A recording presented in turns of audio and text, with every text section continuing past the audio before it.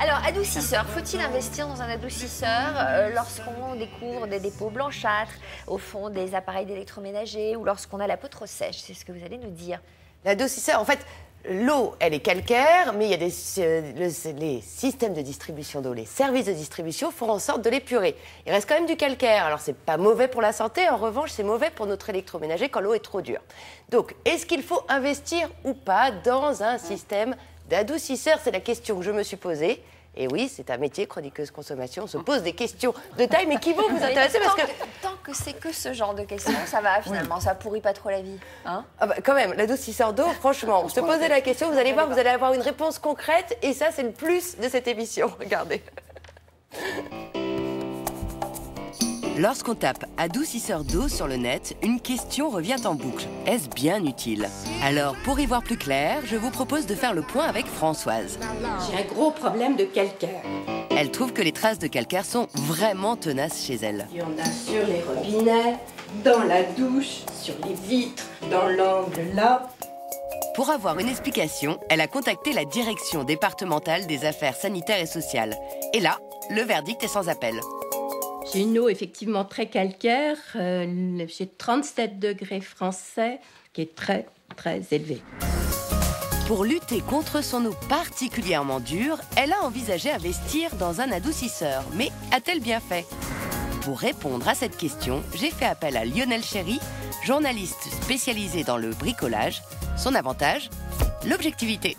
Alors il faut envisager d'installer un adoucisseur d'eau lorsque votre eau est dure, c'est-à-dire que la quantité de calcaire dans l'eau est importante, supérieure donc à 25 degrés français.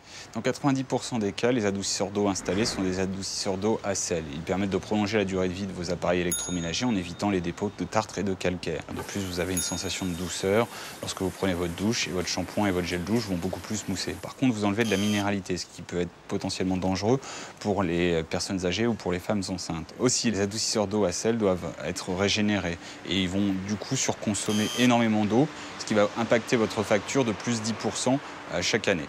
Donc ce n'est pas très écologique, mais il existe des solutions alternatives.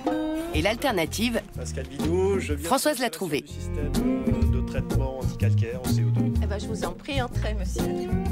On a un système qui est basé sur l'injection de CO2 de qualité alimentaire dans l'eau, comme le fait le vinaigre blanc, mais de façon beaucoup moins violente.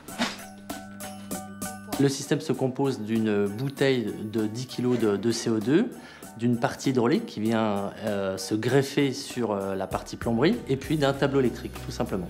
Lorsqu'on injecte du CO2 dans l'eau, on baisse en fait légèrement le pH de l'eau, et lorsqu'on baisse le pH de l'eau, on va solubiliser le calcaire. Et la preuve est faite, avant l'installation, le pH de l'eau était de 7,47. Après l'installation, il est passé à 6,71.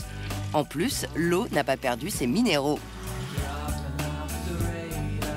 Donc les effets sont visibles rapidement sur les installations, sur le matériel, sur les résistances, sur le ballon d'eau chaude, et puis également sur la peau, dans la mesure où on ramène le pH de l'eau à un pH qui est très proche de celui de la peau. Voilà, votre installation est terminée.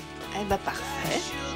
Et le résultat est visible immédiatement. La preuve, avant l'eau coulait péniblement, bloquée par les résidus de calcaire, alors que maintenant, l'eau coule à flot.